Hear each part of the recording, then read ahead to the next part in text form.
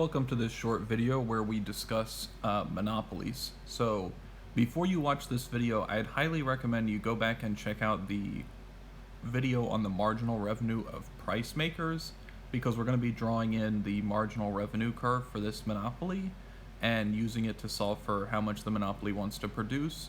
So you're going to want to be sure you understand why the marginal revenue curve looks the way it does and so on in this video. Alright, so to start with, we're going to, we have some givens. This monopoly has a marginal cost of 2Q. And the first thing I want you to notice is, normally we've written marginal cost as depending on a little q, lowercase q. Here I have it as depending on a uppercase q, which we normally reserve for the market. And on reflection, this actually makes sense. A monopoly is the single supplier in the market. So whatever amount it produces, its firm production, is also the market production. So if for a monopoly, we're going to tend to just use the big Q, because whether we're talking about the firm's quantity or the market quantity, they're the same. All right, the other given we have is demand. The demand for this monopoly is Q equals 10 minus P. And then for monopolies in general, in upper level econ classes, you can take this demand curve and derive a marginal revenue schedule, relating, depending on what quantity I choose, how much more marginal revenue would I get when I move from, say, 5 to 6 units. But for our purposes, since that requires calculus, we're just going to take it as a given. So the marginal revenue that this monopoly can earn, it turns out, is 10 minus 2Q. And now before we go ahead and solve for how much this monopoly wants to produce, let's go ahead and plot this marginal cost and marginal revenue and demand curve. So first we'll plot the demand. It has an intercept, a vertical intercept, and a horizontal intercept of 10. Make sure on a test, if you're ever asked to plot, you include the intercepts. I noticed a lot of people lost points on the last test for leaving out intercepts. The marginal revenue curve also has a intercept of 10 for the vertical part, but it has twice the slope. It's much steeper. It lies below the demand curve. And in that other video I referenced earlier, we argued for why this is always going to be true. So you're always going to see marginal revenue below your demand or price curve. All right, and then finally, our marginal cost starts at 0 and just steadily increases. So here's our MC. And now, a monopoly in general wants to maximize profit just like any other firm, and it's going to use our profit maximizing condition to do that. So in terms of the graph, we're going to look for where MR equals MC. That is this point right here, and that indicates that it's going to produce some quantity that's clearly less than 5, but we don't know exactly how big that quantity is, so we're going to have to calculate it. So we set MC, which depends on Q, equal MR, which depends on Q, so that's 2Q equals 10 minus 2Q. If you go ahead and rearrange this and solve, you get Q star is 2.5, which fits pretty well with what we see on the graph. We see that whatever that Q was, it was definitely less than 5, and 2.5 fits. Now, how will the monopoly choose what price to sell for?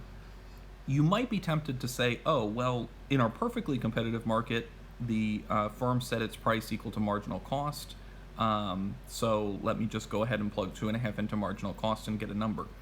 Don't do that. For starters, what I said about the price-taking firm, the perfectly competitive firm setting its price equal to blah, blah, blah, that firm didn't set its price. It took the price as given. If it was setting a price, it presumably would have wanted to charge as much as it possibly could, charging a really high price, not just enough to recover its marginal cost. And this monopoly actually does have power to set the price. It's a price maker, so it's not going to settle for just whatever low price it could sell at equal to marginal cost. It's going to use the demand curve to figure out what would people be willing to pay for these 2.5 units. What's the most they're willing to pay? So you go ahead and you take this 2.5, plug it back into that demand curve, and solve for where 2.5 equals 10 minus P. And that's how you're going to get this price. And when we do that, 2.5 equals 10 minus P, rearrange, and we get a price of 7.5. So geometrically, that means basically we just go up to the demand curve. At 2.5, its height is 7.5. By the way, I picked the units for this market to be iPhones. The iPhone market's monopolized by Apple, right? Only Apple can produce iPhones.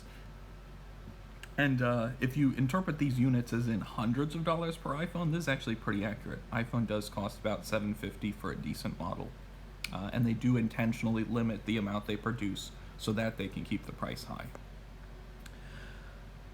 Finally, the last thing I want to look at for this monopoly is that in addition to artificially choosing a low quantity, we can see that this is not really good for society. In particular, since intuitively it's bad for society, we should be able to see that there's some deadweight loss here somewhere on the diagram. And to shade in that deadweight loss, we always need to follow our rule of tip, that's at the efficient point, base, that's whatever we're actually producing here, 2.5, and shading between the two. So our real question is, where is the efficient point? Well, even though we didn't label it, our demand here indicates, since there's no externalities, our demand indicates what consumers are willing to pay for the good, how much it benefits them. Our marginal cost clearly indicates our social marginal cost as long as there's no externality. So the efficient point with no externalities will just be where demand intersects marginal cost.